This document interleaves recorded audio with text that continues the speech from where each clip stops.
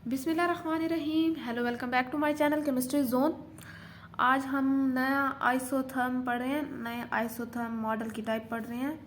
हमने last video में जो है वो एक ही आइसोथर्म के दो पढ़े थे। अब ये जो है अगला है हमारे पास पीपीटी एड्जॉर्प्शन मॉडल आइसोथर्म। तो चलें जी देखते हैं इसमें क्या चीज़ है। This adsorption isotherm model is based on Polanyi potential theory. ये हमारे पास एक थ्योरी की बेस पे है। जैसे कुछ आइसोथर्म्स थे वो थ्योरी की बेस पे थे, कुछ ऐसे हमारे पास दिए गए थे जिनका कोई थ्योरेटिकल बैकग्राउंड नहीं था, वो हमने ऑलरेडी डिस्कस किए हैं। लेकिन इसके पीछे एक थ्योरी है, फुल डेरिवेशन है। ठीक है जी। अकॉर्डिंग टू थर्मोडायनेमिक और सोल्यूशन हमारे पास जो है, अगर मैं देखूं कि हमारे पास केमिकल पोटेंशियल है कि क्या चीज़, जो फिजिकल के स्टूडेंट हैं उन्हें तो अंदाज़ा होगा कि हमारे पास केमिकल पोटेंशियल क्या है, the affinity of a solute molecule. और इन द केस ऑफ अगर हम एड्जॉर्प्शन की बात करें तो जो एड्जॉर्बेट होता है उसकी एफिनिटी को for any other solvent is called its chemical potential. ठीक है। अगर ओवरऑल बात करें तो हम कहेंगे कोई भी सॉल्यूट मॉलिक्यूल की कितनी एफिनिटी है दूसरे सॉल्वेंट के लिए। और अगर हम एड्जॉर्प्शन की बात करेंगे तो हम कहेंगे कि हमारे पास एड्जॉर्बेट की जो है वो कितनी एफिनिटी है किसी एड्जॉर्बेंट के लिए। ठीक है। यहाँ देखिए कि PPT theory based on this chemical potential of adsorbate molecules that how much adsorbate molecule have affinity towards any adsorbent. वही बात है कि हमारे पास कोई भी एड्जॉर्बेट मॉलिक्यूल है उसकी कितनी एफिनिटी है किसी एड्जॉर्बेंट्स किसी स्पेसिफिक एड्जॉर्बेंट की तरफ। According to this theory, there is an equilibrium between chemical potential of gas molecule near the surface of adsorbent and gas molecules far away from the surface. वो कहते हैं कि हमारे पास यहाँ पे इस थ्योरी में एक इक्विलिब्रियम स्टैब्लिश होता है। वो इक्विलिब्रियम किस चीज़ का होता है कि हमारे पास जो गैस का केमिकल पोटेंशियल है गैस मॉलिक्यूल्स का, वो एक सरफेस के ऊपर, ठीक है, सरफेस ऑफ एड्जॉर्बेंट के ऊपर। ठीक है। अब कोई गैस मॉलिक्यूल है उसका जो केमिकल पोटेंशियल है किसी भी सरफेस ऑफ एड्जॉर्बेंट के ऊपर, और हमारे पास जो gas molecule away from that surface है। लेट सपोज हमारे पास कोई भी एड्जॉर्बेंट है, उसकी सरफेस पे कोई गैस मॉलिक्यूल जो है वो एड्जॉर्ब हो रहे हैं। ठीक है। अब उसकी सरफेस के ऊपर उनका केमिकल पोटेंशियल और फॉर अवे फ्रॉम उनका जो है उनकी कितनी एफिनिटी उस सरफेस की तरफ है, और जब वो दूर जाते हैं तब उनकी कितनी एफिनिटी होती है। तो ये इसमें जब इक्विलिब्रियम स्टैब्लिश होता है तो ये थ्योरी भी उसी चीज़ को एक्सप्लेन करती है। There are two main types जो है, डीआर मॉडल है, डुमनिन रिडस्कव मॉडल है, और हमारे पास जो है हमारे पास डीए मॉडल है। अच्छा, ये दोनों जो थे ये रशियन साइंटिस्ट थे हमारे पास, तो इसलिए इनके थोड़े से नाम भी इतने अजीब हैं, तो ये उन्हीं की बेस पे है। These both model are showing adsorption in the term of chemical potential। हमारे पास ये जितनी भी adsorption इस मॉडल में शो करे हैं, हमारे पास जो adsorption की रिसर्च है उसी पे यही आइसोथर्म जो है वो अप्लाई किए जाते हैं। ठीक है। अब हमारे पास वो कहते हैं कि ये वाले जो मॉडल हैं जिसमें डी आर और डी ए हम पढ़ रहे हैं मॉडल, ये हमारे पास in the term of adsorption को in the term of chemical potential define करते हैं। ठीक है, शो करते हैं। Both these model are semi empirical because they have both theoretical and experimental background. ये अब हम इसे ये कह सकते हैं कि हमारे पास ये सेमी इम्पेरिकल है क्योंकि इनके पास एक तो थ्योरेटिकल बैकग्राउंड भी है, जैसे मैंने कहा कि एक थ्योरी पे बेस करते हैं, और इनका एक्सपेरिमेंटल बैकग्राउंड भी है कि इन पे एक्सपेरिमेंट भी हो चुके हैं। ठीक है। तो ये था यहाँ तक हमारे पास। अब अगला देखते हैं, अगला है केमिकल एड्जॉर्प्शन आइसोथर्म। अगर यहाँ पे हम केमिकल एड्जॉर्प्शन आइसोथर्म की बात करें तो हम केमिकल से थोड़ा बहुत आप लोगों को अंदाजा हो भी गया होगा कि इसमें क्या चीज़ होगी। This isotherm is proof of adsorption as a chemisorption. अब अगर आपके पास लेट सपोज कोई भी एड्जॉर्प्शन आप कर रहे हैं और आपने ये बताना है कि इसमें हमारे पास केमिकल बॉन्ड है, या हमारे पास ये जो है थ्रू एनी केमिकल बॉन्डिंग या थ्रू एनी केमिकल जो है ये हमारे पास एड्जॉर्प्शन हुई है, तो आपने ये चीज़ प्रूव करनी है। इस चीज़ को प्रूव करने के लिए कि इस एड्जॉर्प्शन में हमारे पास केमिकल बॉन्ड है, आप ये वाला आइसोथर्म उस पर अप्लाई करोगे। ठीक है। अब वो कहते हैं कि इस आइसोथर्म में हमारे पास ये प्रूफ मिलता है कि जो हमारी एड्जॉर्प्शन हो रही है वो कीमियोजॉर्प्शन है, वो केमिकल बॉन्ड के थ्रू एड्जॉर्प्शन हो रही है, in which there is a strong chemical bond between adsorbate and adsorbent molecule. हमने कीमियोजॉर्प्शन और फिजियोजॉर्प्शन का पढ़ा था कि हमारे पास कीमियोजॉर्प्शन जो थी उसमें स्ट्रॉन्ग केमिकल बॉन्ड यूज हो रहे थे, जो फिजियोजॉर्प्शन थी उसमें वीक वंडरवाल और ये हमारे पास pi pi interaction, dipole movement, hydrogen bonding, ये वाली चीज़ें यूज हो रही थी। तो यहाँ पे हमारे पास कीमियोजॉर्प्शन है, तो ऑब्वियसली हमारे पास जब एड्जॉर्बेट और एड्जॉर्बेंट मॉलिक्यूल के दरमियान इंटरेक्शन होगी वो केमिकल बॉन्ड जो होगा वो स्ट्रॉन्ग होगा। कवलेंट बॉन्ड हो सकता है, कोऑर्डिनेट कवलेंट बॉन्ड हो सकता है, हमारे पास आयनिक बॉन्ड, ये वाली चीज़ें होंगी। ठीक है। These isotherms describe the adsorption process in the term of strong chemical bond formation between adsorbate and adsorbent molecule। वही बात है कि हमारे पास in the term of strong chemical bond formation हम दिखाएंगे कि ये हमारे पास जो adsorption हो रही है ये हमारे पास strong bond के थ्रू हो रही है। strong bond किसके दरमियान? adsorbate and adsorbent molecule के दरमियान। These therms are also called theoretical isotherms। अब इसके हम इसे theoretical isotherms इसलिए कहते हैं कि ये हमारे पास थ्योरी बेस्ड है, ठीक है। They are based on specific theories.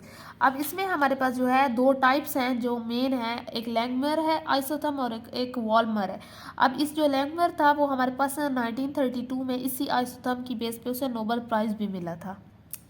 These isotherms are called monolayer adsorption isotherm। अगर आप कीमियोजॉर्प्शन की बात करते हो तो आपके पास जो है ऑटोमेटिकली आपको इतना पता चल जाएगा कि ये मोनोलेयर फॉर्मेशन हो रही है, ठीक है। तो इसमें हमारे पास ये जो आइसोथर्म्स होते हैं ये क्या चीज़ होते हैं? ये मोनोलेयर एडजॉर्प्शन आइसोथर्म होते हैं। अब आते हैं फिजिकल एडजॉर्प्शन आइसोथर्म पे। तो ये वो कीमियोजॉर्प्शन था, ये फिजियोजॉर्प्शन है, ठीक है। अब वहाँ स्ट्रॉन्ग हमारे पास बॉन्ड इंटरेक्शन थी एडजॉर्बेट और एडजॉर्बेंट के दरमियान, कोवेलेंट बॉन्ड जैसे होते हैं, और यहाँ हमारे पास वीक होगी, मीन्स कि हमारे पास वान डर वाल फोर्सेस जो है उन पे बेस होगी। अब यहाँ पे देखें आपके पास these isotherm describe adsorption in the term of physisorption. The physisorption adsorption is adsorption that occur due to van der Waals forces. हमारे पास वही पुरानी बातें हैं जो हमने ये इनका डिफरेंस पढ़ा था। तो आपने ये आइसोथर्म इसलिए आप लगाएंगे कि आप ये शो करना चाह रहे हैं कि जो आपने एडजॉर्प्शन की है, जो प्रोसेस एडजॉर्प्शन का किया है, वो एडजॉर्प्शन किसके थ्रू हुई है? वो वान डर वाल फोर्सेस के थ्रू हुई है, मीन्स हमारे पास वीक इंटरेक्शन के थ्रू हुई है। तो आप उस चीज़ को प्रूव करने के लिए जो है फिजिकल एडजॉर्प्शन आइसोथर्म लगा देंगे, ठीक है, कि this is a physisorption isotherm, means के दिस इज, या आप ये कह सकते हैं कि ये जो जितनी भी मेरे पास एडजॉर्प्शन हुई है ये मेरे पास जो है फिजियोजॉर्प्शन है। इस चीज़ को प्रूव करने के लिए ये वाला आइसोथर्म अप्लाई करेंगे, ठीक है। अच्छा, ये कहाँ पे करेंगे? ये जब आप लोग रिसर्च कोई करना चाहे तो ये उसमें अप्लाई करते हैं, ठीक है। The theoretical, it is theoretical in nature, means कि हमारे पास इसकी फुल डेरिवेशन है अगर ये थियोरेटिकल इन नेचर है, and based on specific theories. तो ये बहुत ही पीछे इनकी पुराना जो है बहुत बड़ी बातें इनकी, मीन्स के स्पेसिफिक इनकी थ्योरीज पीछे हैं और इनकी डेरिवेशन पूरी पूरी दी हुई है। तो हम जो है इनको थोड़ा सा बस डिस्कस कर रहे हैं कि हमारे पास ये क्या क्या चीज़ होती है। ये मल्टी लेयर हमारे पास एडजॉर्प्शन शो करता है, ठीक है। ये वाली हमने पहले पढ़ी हैं कि हमारे पास फिजियोजॉर्प्शन क्या थी, कीमियोजॉर्प्शन क्या थी, उसमें ये सारी चीज़ें हम पढ़ चुके हैं। अब इसकी टाइप्स में हमारे पास दो हैं, एक अर्नोश मॉडल है हमारे पास, ये साइंटिस्ट का नाम है, और एक बीटी मॉडल है, ठीक है।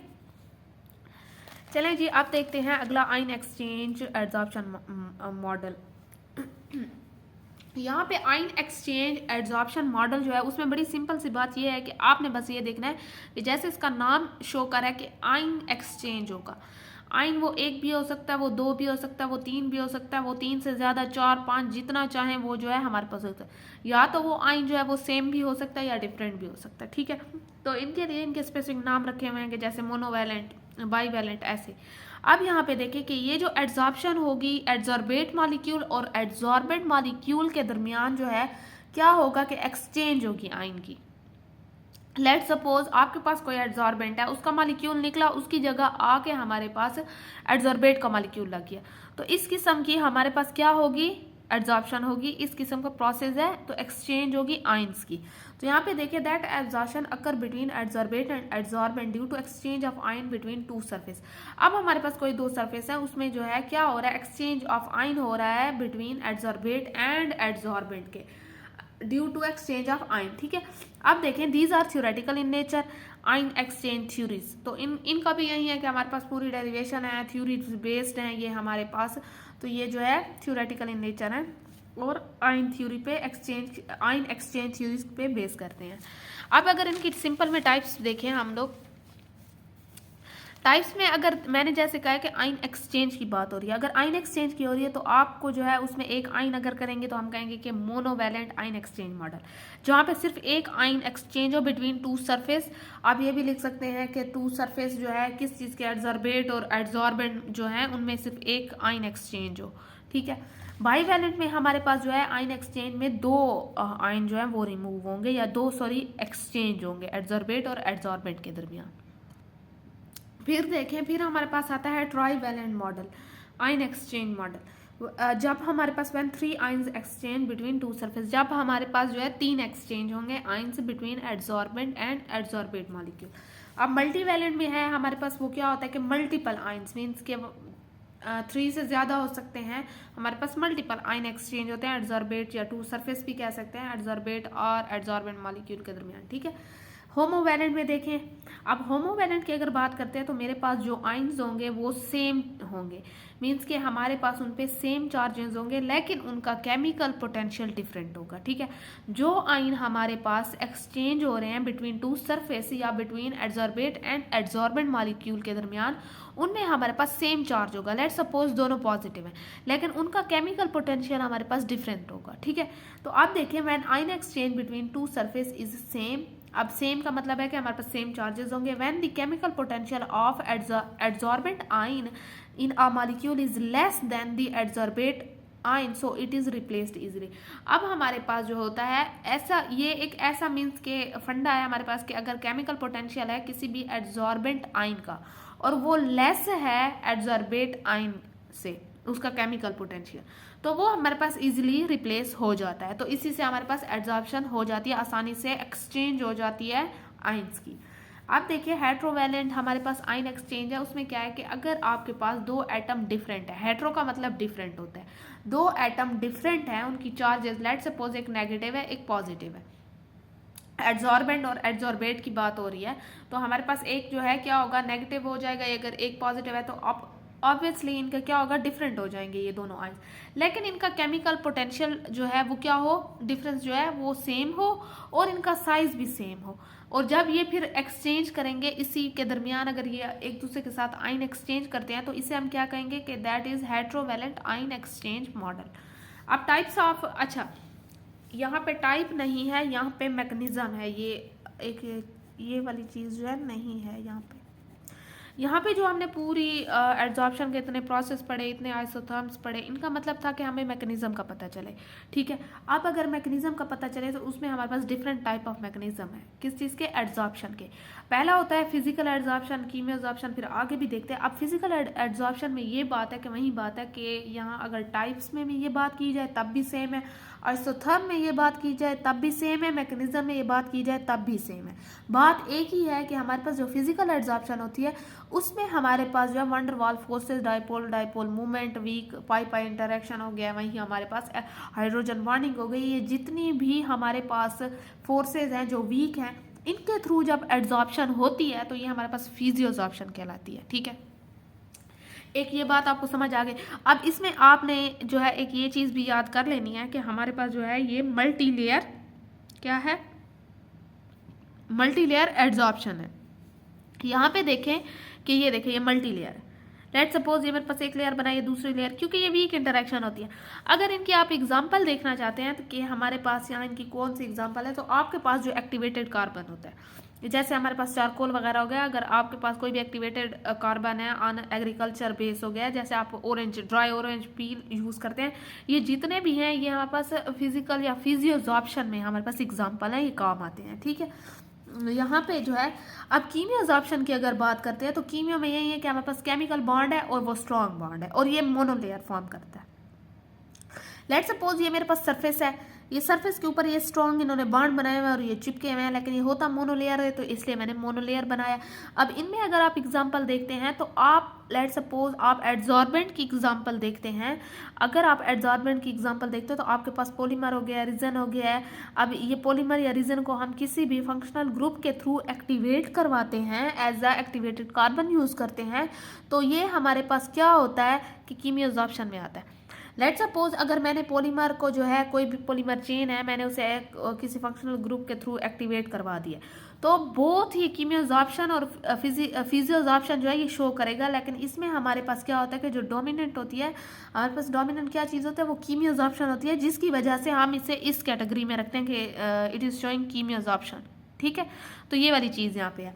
अब आगे देखते हैं, अब यहाँ पे है adsorption due to ion exchange. हमने पहला जो है आइसोथर्म पढ़ा है, हमें पता चल गया कि अच्छा ये फिजियोजॉर्प्शन थी तो हमारे पास जो था वीक इंटरेक्शन था। फिर हमने कीमोजॉर्प्शन पढ़ी है, उसमें हमारे पास केमिकल बॉन्ड फॉर्मेशन थी। अब हम जो है आयन एक्सचेंज हमने एक मॉडल पढ़ा है जिसमें अब ये भी एक मैकेनिज्म है कि जिसके थ्रू हमारे पास एक ऐसा प्रोसेस जिसके थ्रू एड्जॉर्प्शन हो रही है। तो हमारे पास यहाँ पे आप सिंपल से ये लिख सकते हैं कि इसमें हमारे पास डिफरेंट टाइप्स के क्या होते हैं कि आयंस जो हैं वो एक्सचेंज होते हैं। वो मोनो भी हो सकते हैं, मल्टी भी हो सकते हैं, होमो भी हो सकते हैं, हेट्रो, ट्राई, जो भी हो सकते हैं, बाई, ये सारा हमारे पास हो सकते हैं between adsorbent and adsorbent molecule के दरमियान।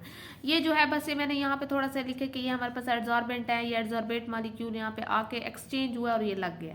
ठीक है, तो ये आपने यहाँ पे आप खुद से भी ये सारी चीज़ें लिख सकते हैं कि ये भी एक मैकेनिज्म है जिसके थ्रू हमारे पास एड्जॉर्प्शन होती है। अगर आप एप्लीकेशन की बात करें तो हमारे पास एप्लीकेशन में ये चीज़ देख लें कि इक्विलिब्रियम हमारे पास डिटरमाइन होता है कि determination of equilibrium between adsorption and desorption. Means कि एक होता है एड्जॉर्प्शन जिसमें हमारे पास एड्जॉर्बेट मॉलिक्यूल एड्जॉर्बेंट के ऊपर चिपक रहा होता है, एड्जॉर्ब हो रहा होता है, और इसी के जो है इसी प्रोसेस को अगर मैं रिवर्स करती हूँ और उसी सरफेस एड्जॉर्बेंट की उससे मैं रिमूव करती हूँ एड्जॉर्बेट मॉलिक्यूल को, तो दैट इज कॉल्ड डीजॉर्प्शन।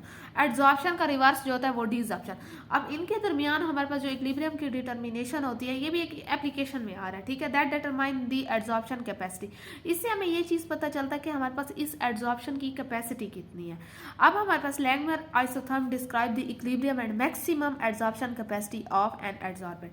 अगर मैं ये कैपेसिटी की बात या मैक्सिमम हमारे पास एड्जॉर्प्शन की कैपेसिटी कितनी है ऑफ एनी एड्जॉर्बेंट, असल मेन जो कैरेक्टर है ना यहाँ पे वो एड्जॉर्बेंट है जो खुद पे जो है एड्जॉर्ब करवा रहा है। तो ये हमारे लिए अब हमारे पास जो है इस चीज़ को फाइंड करने के लिए एक आइसोथर्म जो है वो लैंगमर है, बहुत ही हमारे पास फेमस आइसोथर्म है जो हम अपनी रिसर्च पे अपनी प्रोसेस पे जो है अप्लाई करते हैं। ये हमें अप्लाई करके क्या बताता है, मीन्स कि हमें इससे ये पता चलता है कि हमारे पास जो एड्जॉर्प्शन है उसकी कैपेसिटी कितनी है। उसमें जो हम एक एड्जॉर्प्शन का प्रोसेस है उसमें एक हम एड्जॉर्बेंट यूज़ करें, उसकी कितनी कैपेसिटी है कि वो हमारे पास अच्छा काम करे, उसकी कितनी एफिशिएंसी है, वो कितने एड्जॉर्बेंट मॉलिक्यूल के अपने ऊपर चिपका सकता है। ठीक है, ये वाली चीज़।